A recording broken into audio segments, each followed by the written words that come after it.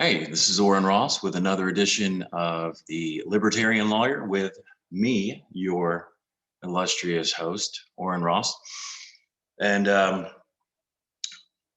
Democrats have lost their minds, and it's kind of funny to watch. It would be more funny to watch if it were not so disturbing and if they weren't actually running the government, but they are. So they're trying to impeach President Trump, and you might be asking yourself, how could they impeach President Trump since he is no longer the president? Well, that's a good question. That's a very good question, because that's not what's in the Constitution.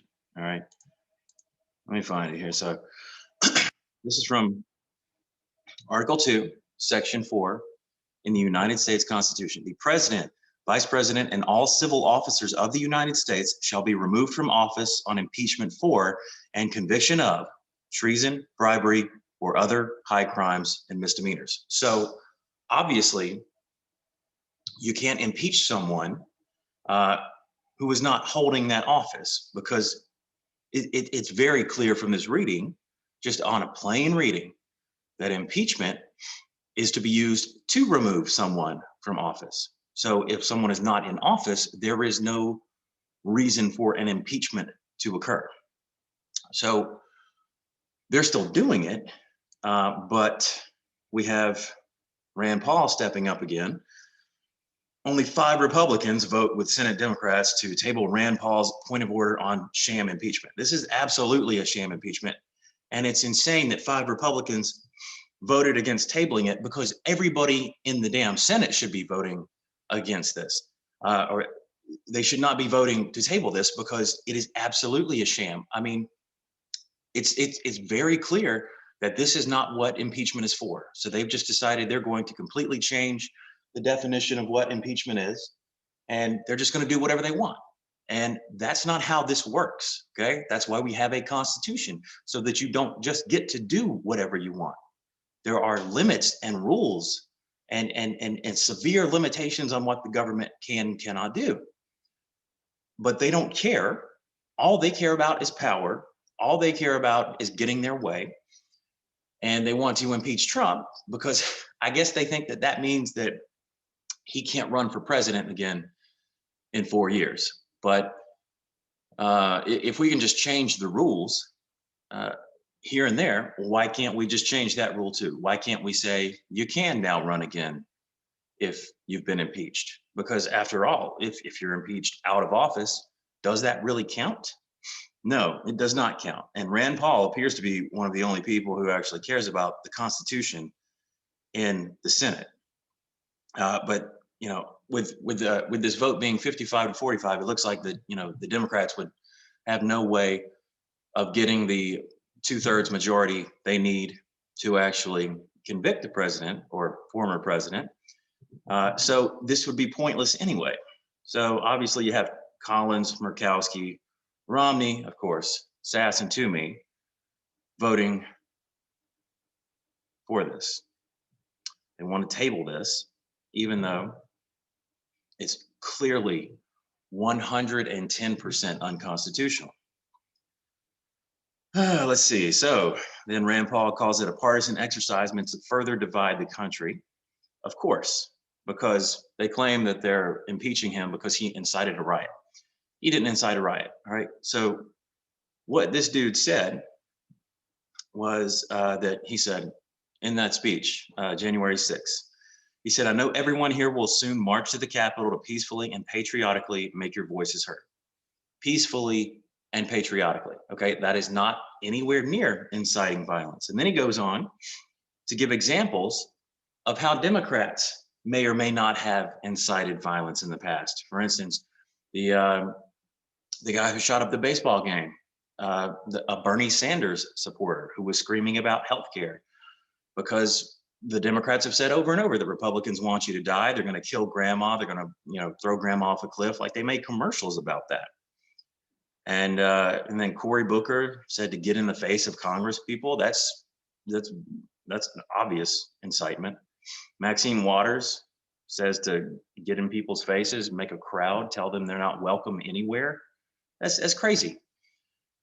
You can do that, but once you say to get up in someone's face, to me, if you get within, I don't know, like 2 feet of me, I'm probably just going to hit you with an elbow or something else, because I'm not going to let somebody just get 2 inches from my face. Why would I do that? That's especially with COVID now, right? Like if somebody gets in my face, I'm going to assume they're trying to give me COVID. So I'm going to beat the shit out of them. But anybody who gets in your face like that, those are people who don't know how to fight, okay? Because that's the worst way to do it. Putting your face as far out as possible with your hands back. Those are the kind of people who you see get knocked out very quickly. But, just don't get in people's faces. If you have a problem with someone in your government, make it known, make it public. You have you don't have Facebook or Parler or anything if they ban you. So that's another issue. Where is the public square? We're supposed to be able to have free speech in the public square. Well, if the public square is on Facebook and Twitter, legally, they shouldn't be able to ban anybody from it. You're not supposed to be able to ban people for things that aren't illegal in the public square, unless they're actually inciting violence. At that point, maybe you can ban them, but they have to be able to come back at some point. Even people who murder somebody get out of prison and come back into society at some point. But if it's Twitter, you're banned for life. If you call she or he or vice versa or whatever, even if you don't even know what the person is, they still ban you for life. Here's another reason that this is an absolute sham impeachment. They've made a Democrat senator, not the Chief Justice, preside over this impeachment trial. So it's obviously, it seems like it's not an impeachment trial. It seems like they understand that this is not going to work. They're just putting on a show, but it doesn't make any sense. Like it seems like they've actually gone off the rails, and this is probably just like Trump derangement syndrome, which I did not think was real until my brother-in-law exhibited all of the symptoms. It's just crazy. They put Senator Leahy in, like a guy who has voted for impeachment. So he said he's going to be fair and impartial, right? Impartial justice. He's going to give, even though he already voted to impeach him. I'm pretty sure that's not impartial. If this were real life, if this were in the public, wouldn't he have to recuse himself? Pretty sure. That's why you have a Chief Justice step in. But of course, they didn't want that, even though Roberts would probably do whatever they want, because that appears to be what his goal is to do whatever the Democrats want at any given point. For instance, making up laws and words in the Obamacare statute. You can't force private citizens to buy a product, except now you can, because he just decided it was a tax. The way that's supposed to work is that he says you can't force somebody to buy a product, sends it back to the Congress. They say, okay, well, we'll just call it a tax. They pass a new law, and then if it comes back up, he says, okay, well, they do have the ability to tax people, right? That's supposed to be the fucking circuit here. But they didn't do that, probably because they knew that they couldn't do that in that time span. I think Obama had the House and the Senate for 2 years, and they only got it through on a slim majority, I think. So either way, Chief Justice Roberts is, I think he's more concerned with the standing of the Supreme Court, which is, it seems like a lot of these justices are, or at least some of the justices appointed by Republicans. The people on the left, Sotomayor, Kagan, they will go as far left as possible. They will read things into these laws that are absolutely not there, because they believe in this equity crap that people like Joe Biden are promoting. So let's go to that. So Biden promoting racial equity rips Trump administration's ignorance and lies. The way that you can tell someone is ignorant that dog is losing her mind. The way that you can tell that someone is ignorant is if they call you ignorant. Okay. Anybody who uses the word ignorant uh, probably doesn't understand basic history or basic facts. So, our new president has abolished Trump's 1776 commission and the ban on diversity and sensitivity training. When they say that, what they mean is that critical race theory, where they teach you that if you're white, you're evil, and black people are mistreated, so we should put them on a pedestal above us. It's insane, and it's absolutely racist. But it's okay to be racist against white people because for some reason they claim that black people have no power, even though a half black, half Indian woman is now the vice president. I'm pretty sure that's power, right? Didn't we just have a guy who was half black? I mean, considered black, like they call him the black president, right? He was president for 8 years. Isn't that power? I'm pretty sure that's power. Pretty sure he had the ability to do what he wanted with a phone and a pen, as he stated. So we've got this guy, this dude who, again, wrote the '94 crime bill. So he's basically responsible for putting many black men in jail for crimes that probably shouldn't be crimes, like drug crimes, because the federal government has no business telling you what you can and cannot put in your body. Why is that any of their business? It's not. If you want to get high, go get high. If you want to get high and steal something, that's a crime. If you want to get high and murder somebody, that's a crime. But getting high itself should not be a crime because it does not harm anyone except yourself. Now, if you want to argue that maybe if you have kids or something, it might harm them, okay, well, we could go to that argument. But first, somebody's going to have to admit that it doesn't actually harm anybody if I walk out in the woods and do a line of coke. Like, who gets hurt there? Nobody. People get hurt because it's illegal. If it weren't illegal, it would not have all of these issues attached to it, like cartels, right? So basically, we have a president here, and the 1776 commission, this put in place to go against the 1619 project, because what they wanted to do was push back on this idea that the country is irredeemably and systemically racist, okay? So the 1619 project pretty much says that this country was founded on slavery. We weren't actually founded in 1776. We were founded when the first slave was brought here, and that every institution of this government is tainted by slavery and racism and white supremacy. So what they are saying is that they want to destroy the country. I mean, it's not even like they're pretending anymore. They're actually saying the country is evil. We have to start over. Okay. So I'm pretty sure that makes you an enemy of the Constitution, right? Aren't we supposed to protect against enemies of the Constitution?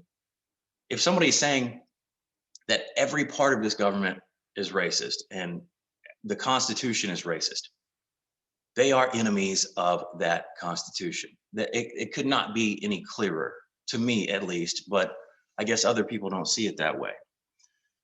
So I don't think it's that Trump wanted to erase America's history of racial injustice. It's just that they wanted to not highlight it, okay? Because it's not something that really has that much of an impact today. It had a huge impact when it was in place, but when it was in place, every other country had it too. England outlawed it only a few years before we did. But nobody talks about Britain's slaves. Nobody talks about England's slaves, right? Or the French or the Germans or anybody else in the world. I mean, there were more slaves today than there were when slavery was legal in the United States, okay? That's crazy. Nobody talks about that.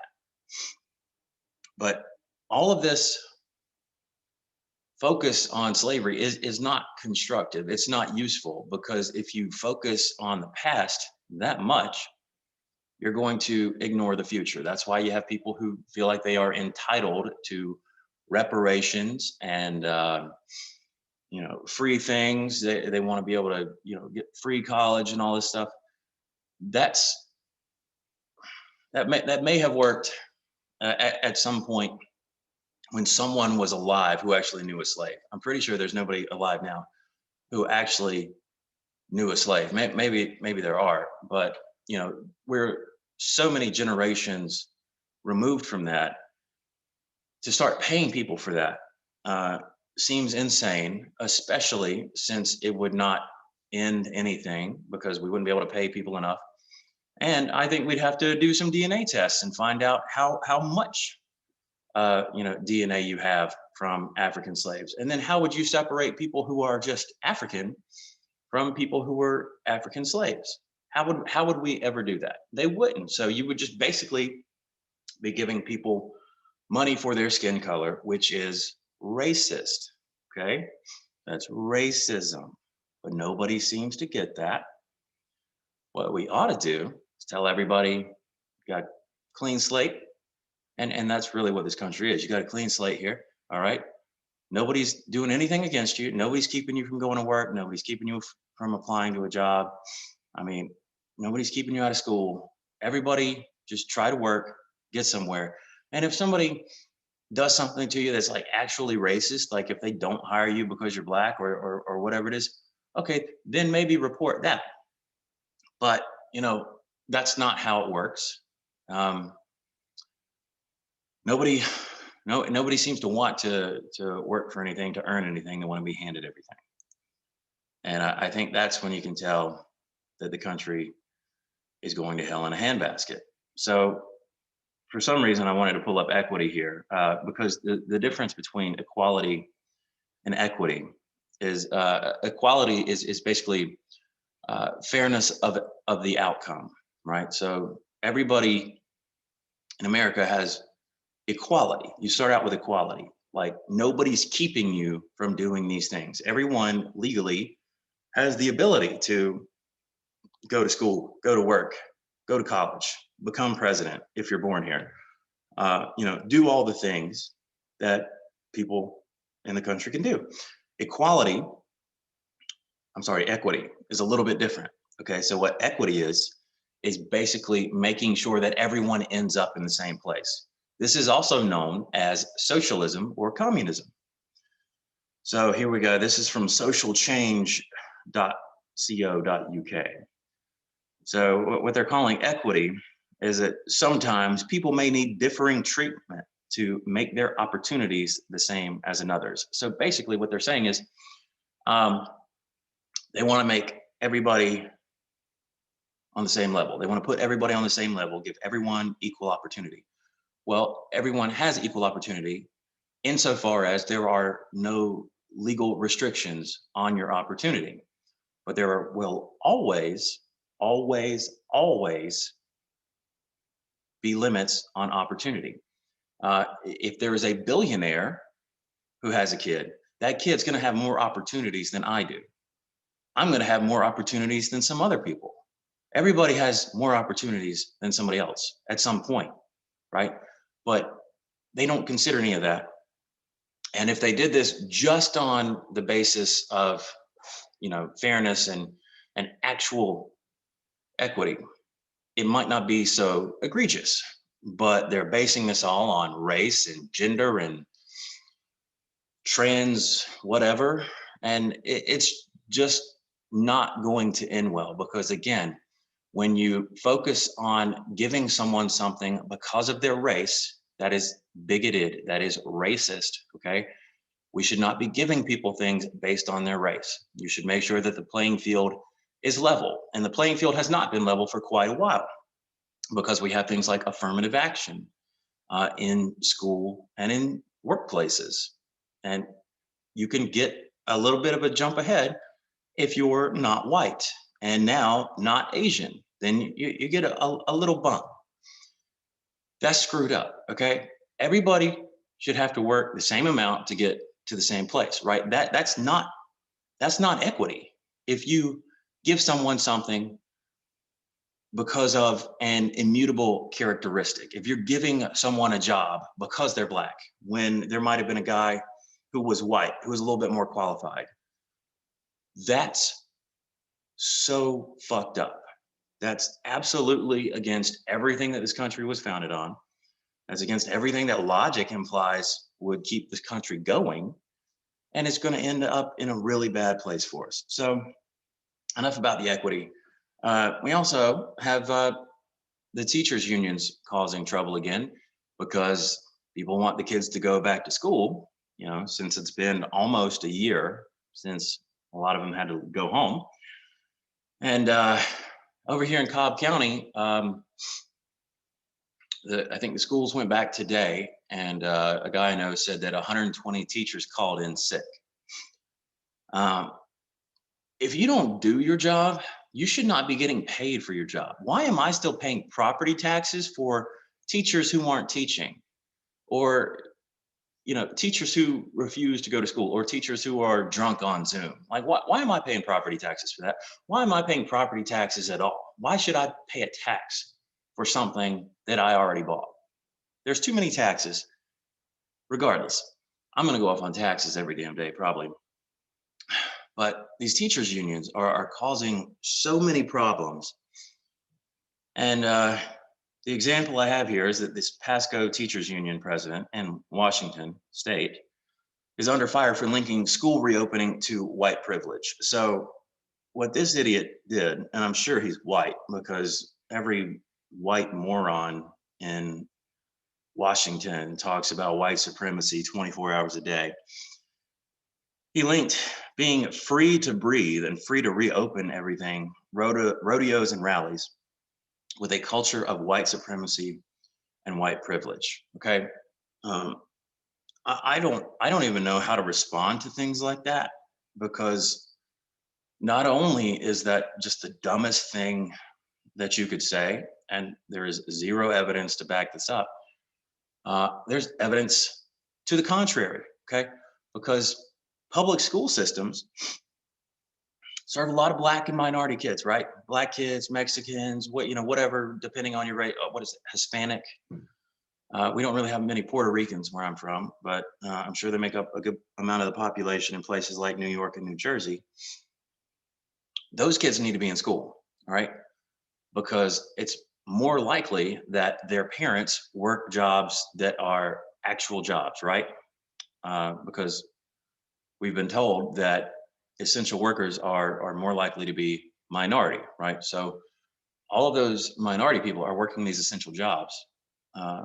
Their kids need to be in school, because school is basically a babysitter for a lot of people, including myself. That's why my kid is in school right now, because we both work at home, and we can't really work at home with a 21-month-old who's insanely smart and strong trying to destroy everything. We can't do that, right? And we're both here. People who work outside the home, or even single parent families, they have zero options other than trying to find a babysitter, but then they're going to spend all of their money on a babysitter, and they're already paying property taxes to send their kids to a damn school. So are we going to get refunds on these property taxes that people are paying? Of course not, because we have to pay the teachers no matter what, because they do such a good job, right? My friend today was arguing that, or he wasn't arguing, he just said that teachers should be paid more. Teachers should be paid more if they improve test scores. Okay, the United States has been going steadily downhill for many, many years in terms of test scores, and this seems kind of insane when you consider that we spend more and more money every year on teachers and schools and everything. The reason it's going downhill is because we have a federal education system that is basically set up to make people good workers, to make people good factory employees, right? They want you to sit quietly and raise your hand before you can speak. It's a whole thing that was set up by, I believe, one of the Rockefellers. Like they designed the school system this way to just make good employees. And I should probably look that up and have some proof for that, but I don't have it right now. So just, you can Google it if anybody's ever listening to this. It's ridiculous that all teachers, they pat themselves on the back as hard as they can. I think they're probably going to break their arms doing it. They work like, what, 200 days a year? I mean, like 180 school days and maybe like 20 planning days or something. They get all the holidays off. They get the entire summer off. it's not that bad of a gig, right? You don't get paid that much. Okay, well, you also don't work that much. And I understand that might be stressful work, kids being little bastards sometimes. But guess what? Everybody has stressful jobs. I get yelled at by people sometimes. Am I deserving of that because someone just doesn't understand how the legal system works? I don't think so. Is anybody arguing that I should be paid more? Of course not, because everybody hates lawyers, and maybe for good reason sometimes. But that doesn't mean that teachers should just get free reign to do whatever they want and not show up to school, not teach the kids, because there's zero evidence that children get this or children spread this disease, COVID, in the schools. Okay, they've shown that a couple teachers died. Those teachers all got the virus somewhere else, somewhere other than the schools, and then they ended up dying. Okay, so if a fireman gets a virus and is killed by it, he got the virus somewhere else. Let's say he got the virus in Florida. Does that mean that firemen are in danger? No, it means that that guy was somewhere else and he got a virus. It has nothing to do with his occupation. If a teacher dies because they got a virus at a concert, it has nothing to do with their occupation. There is, I'm pretty sure, almost maybe zero, very, very, very little evidence that children are vectors of transmission for this disease. It seems like they just don't spread it for whatever reason. Which seems crazy because children are petri dishes, and a lot of times they give you colds and flus and things. And if you're a parent, you get those because your kid's in school, they're snotty, they have bubbles everywhere, everything gets dirty. But doesn't seem to be working here. But these teachers unions, especially, have just gone off the rails. So what we've got is basically a country that it seems like it's falling apart, and not just because the controlling party in the government is absolutely obsessed with a guy who is no longer part of the government and has zero ability to control anything in the government now because all of the establishment Republicans really don't like him. He's really got no ability to do anything, but they're so obsessed with him, they're just going to keep going after him. They're going to destroy the country at the same time. Oh yeah, thanks Biden for making EpiPens more expensive. So Trump put in a rule in December that was going to freeze the prices of EpiPens, or I think lower it maybe, EpiPens and insulin, right? Because everybody's complaining that insulin is too expensive. Biden comes in and says, we're putting a freeze on that. Okay. Yeah, it was that Trump was going to lower it. And Trump was going to force the prices down because we have this weird system in America where we pay a lot more for prescription drugs than people do for the same drugs in other countries because they basically know that they can charge us more because we have insurance. It's a huge scam, like much of the medical industry. But Trump was going to force that down for things like EpiPens and insulin, which are necessary for people who have diabetes or have allergies.